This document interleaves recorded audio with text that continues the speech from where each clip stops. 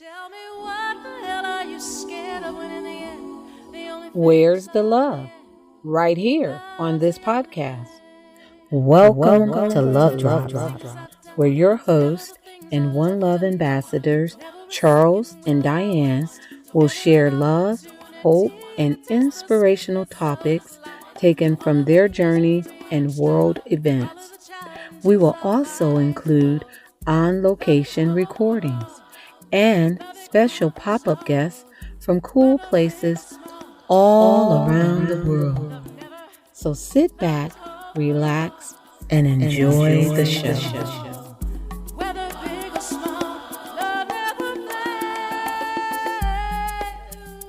Oh, love it conquers all. Love never fails.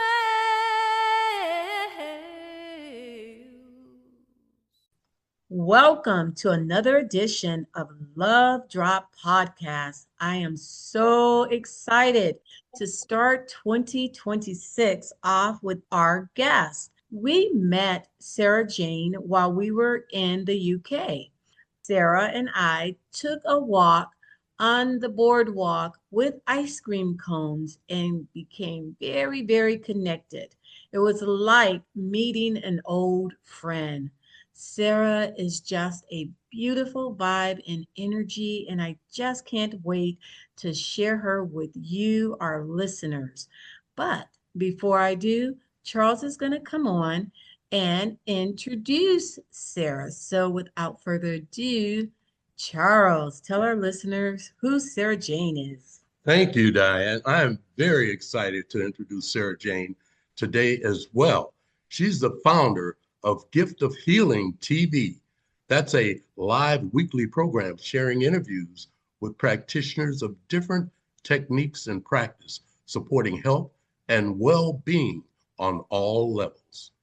She's a complementary health therapist, mainly working with energy techniques, including Reiki and sound in the form of toning, a practice that has grown into Vocal Reiki, of which she is the creator.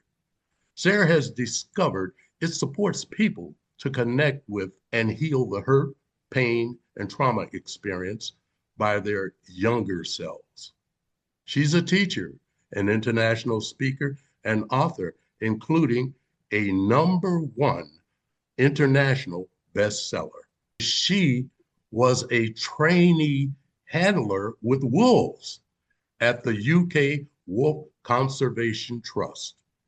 And with that said, without further ado, Sara, you have the mic.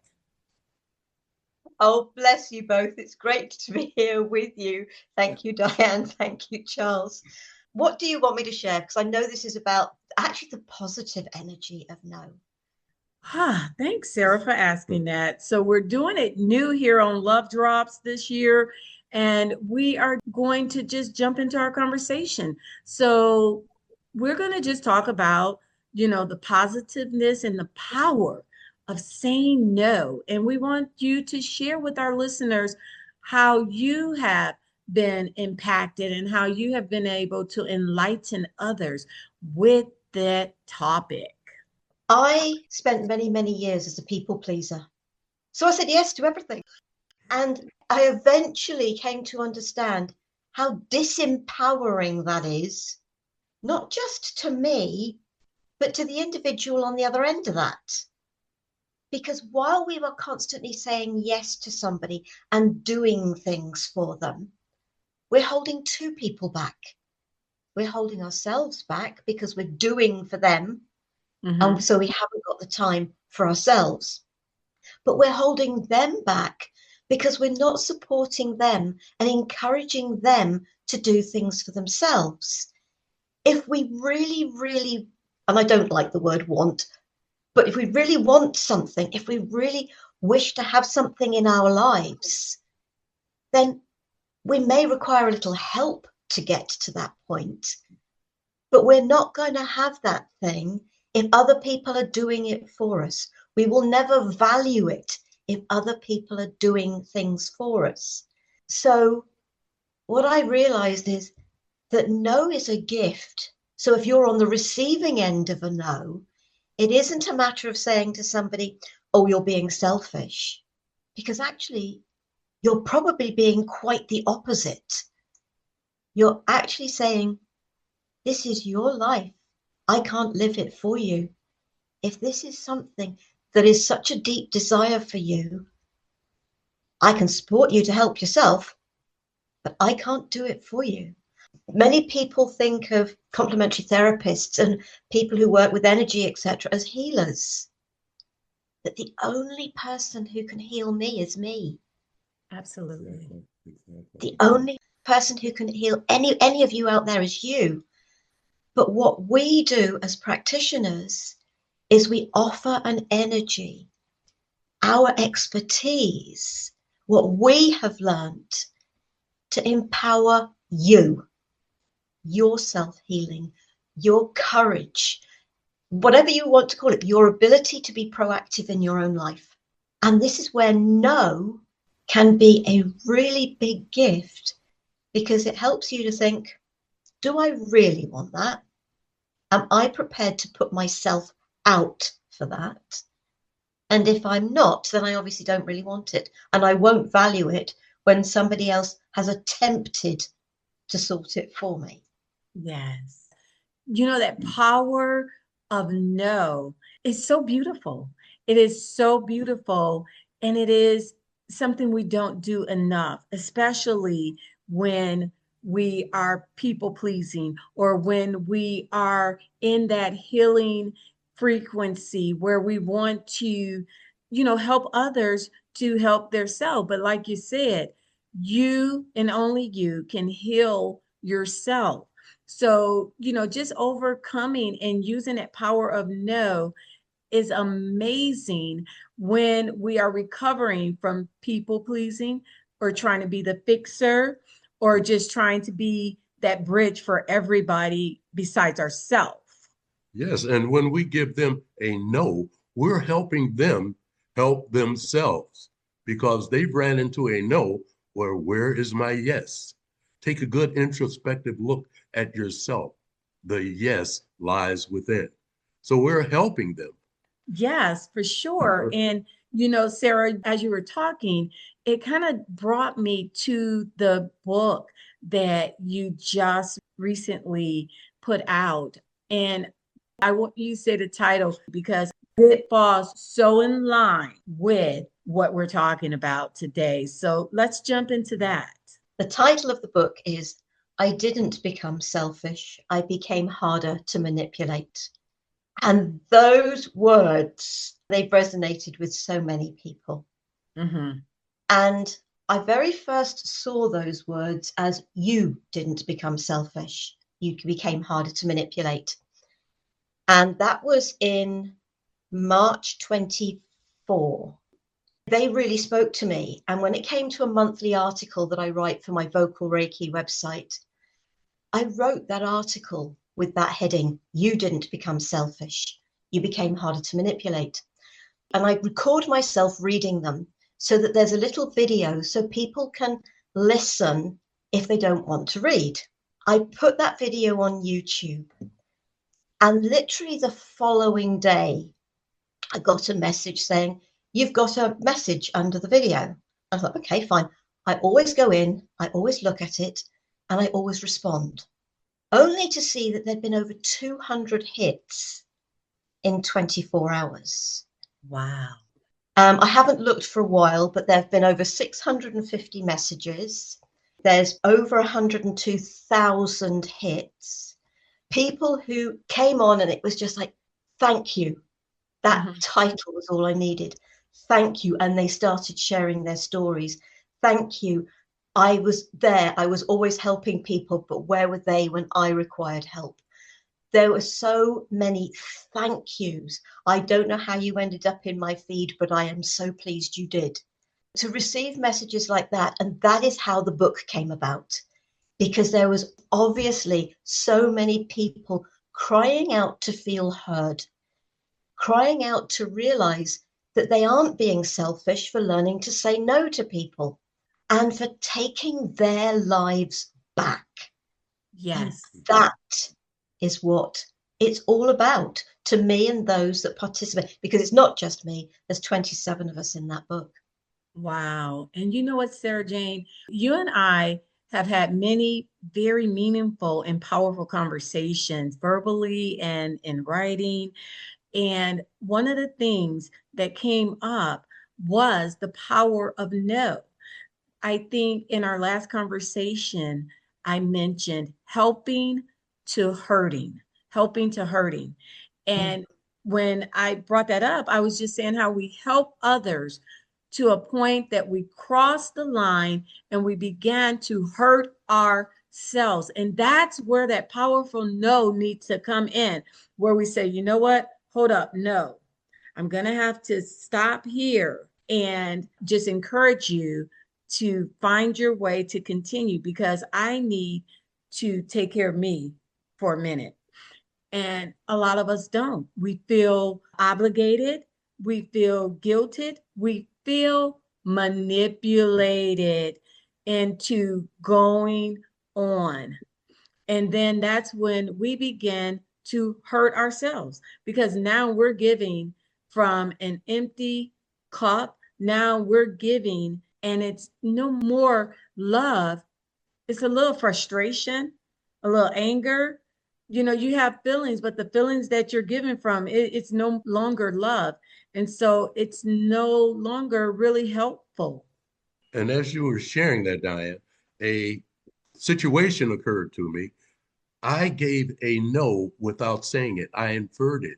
I inferred it by telling the person or sharing with them, what do you think? And then they start elaborating and all. I'll say, oh, okay, okay. So I just prompted them along. And through that inferred no, they were able to get into themselves and dig and find out what they really needed. And inference can help as well. Now, if they came back, then it would be no. They would get the no, but I inferred it and they grabbed it. Yes. And you know, Sarah Jane, I'm going to throw this to you. How do you feel about explaining your no? Because when we tell people yes, it's like right on and they run with it. But when you tell a person no, it's always like they want to come and give you other options. Well, okay, I understand. No, this doesn't work, but how about this? And they want you to explain it. So, how do you deal with that? We don't have to give a reason. We really don't have to give a reason. You know, that's part of the issue with people saying no. It's just like, how can I give a good enough reason that they'll accept the no? We find an excuse, we make something up. Well, if you've got to make something up, you've got to remember what you've made up. Whereas Yes. it's just the two-word term I was thinking about was tough love. And no is a tough love. It really is. We say it from that point of caring. So if you're going to be saying no to somebody, but maybe it's a matter of when you're asked, it's thinking, do I, don't I? Can I, can't I? Will I, won't I? Can you give me time to think about it? A couple of hours, half a day, I'll get back to you tomorrow, whatever. You can go away and think about it, not for an excuse, but for a, does this resonate? Does this work for me? Is it going to support me in any way? Is this just about being, in fact, it could be unkind rather than kind by saying yes. But also it's just like, all right, that bit doesn't work. But I could offer to say, do that. That might help them and that works for me.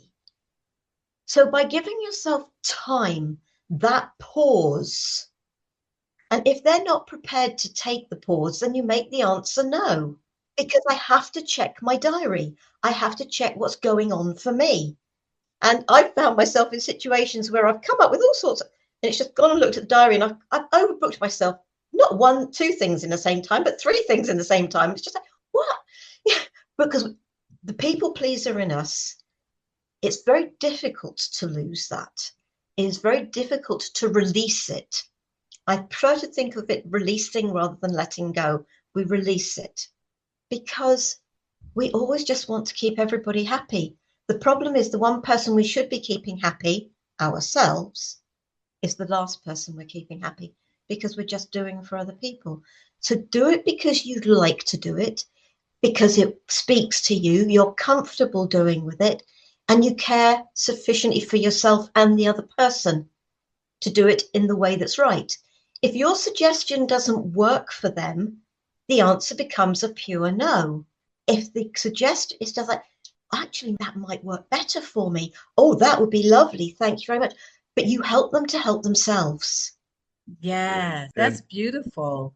quite often, when you attempt to help a person, if that help doesn't work, then it's your fault. They blame you for that. Absolutely. So you have to give them that no, whether inferred or direct, and explain the N and the O still spells no, but you're helping them to help themselves. So, Yeah. because there's a lot of other variables that they didn't articulate to you.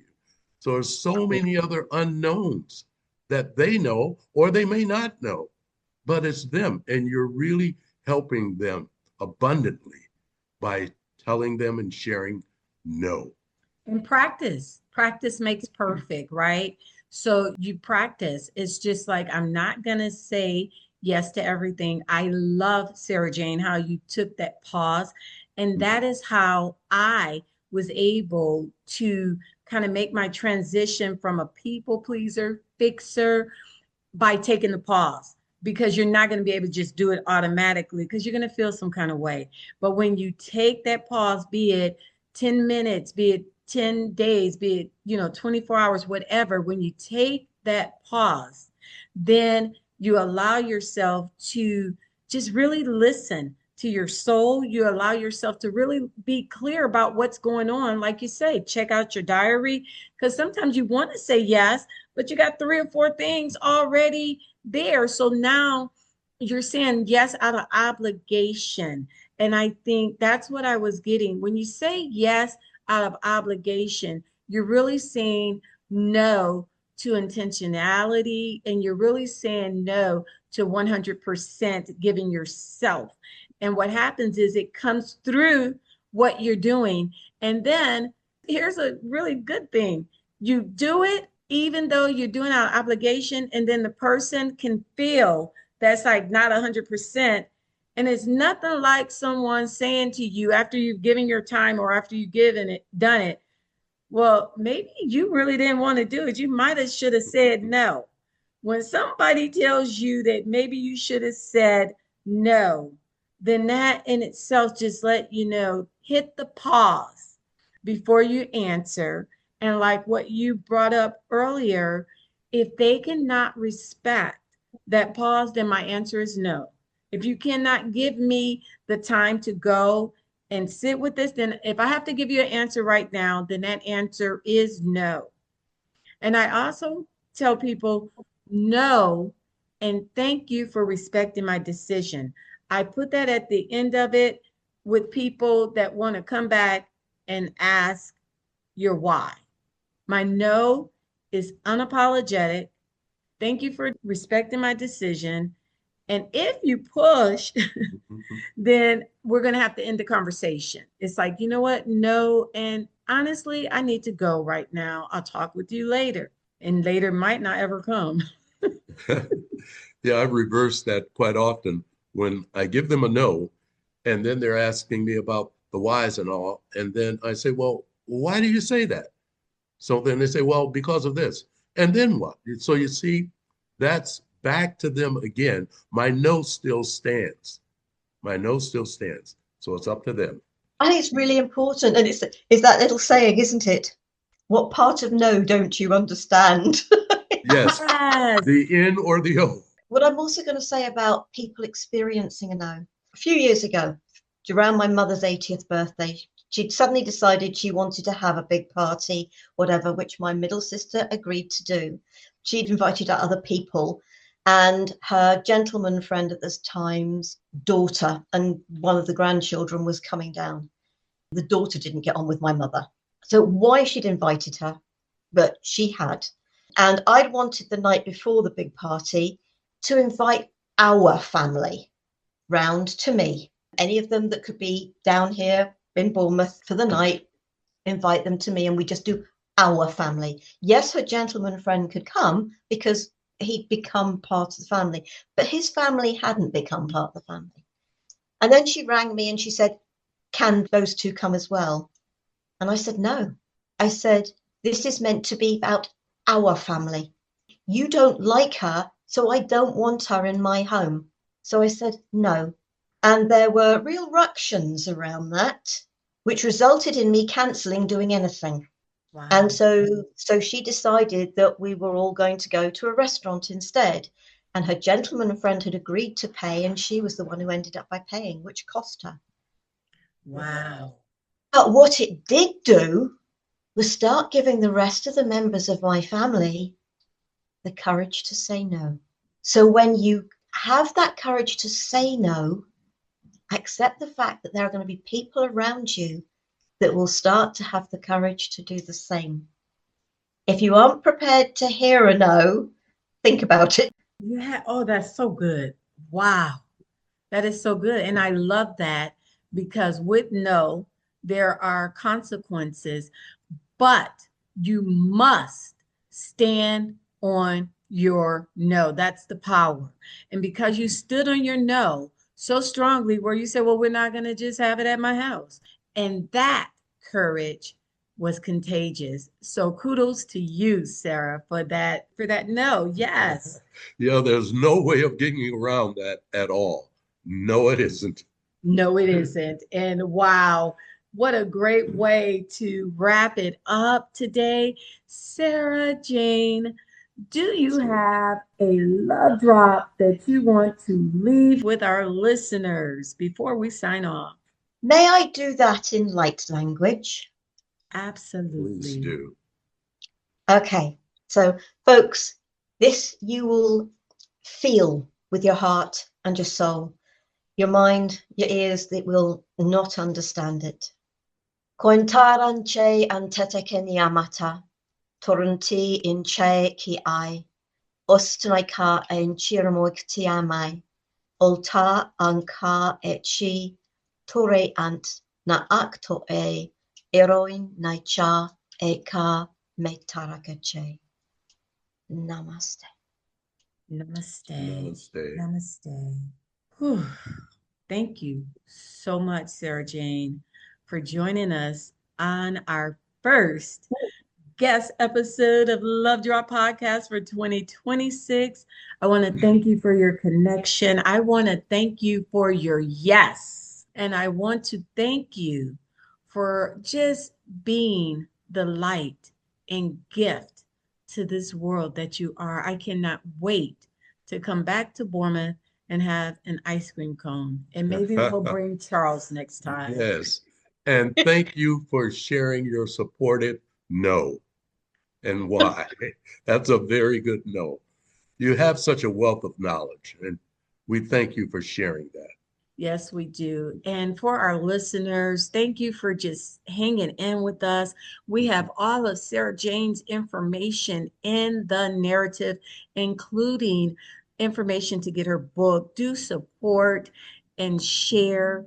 And if it resonates, subscribe to Love Drop Podcast and share the podcast with everyone you know. And until next time, Charles and I sign off by saying, one love.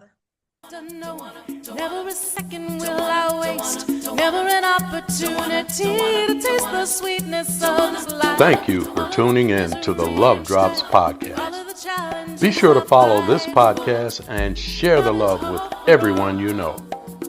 Until next time, this is Charles and Diane signing off. One love. Love it conquers all, whether big or small. Love never fails. Oh, love it conquers all. Love never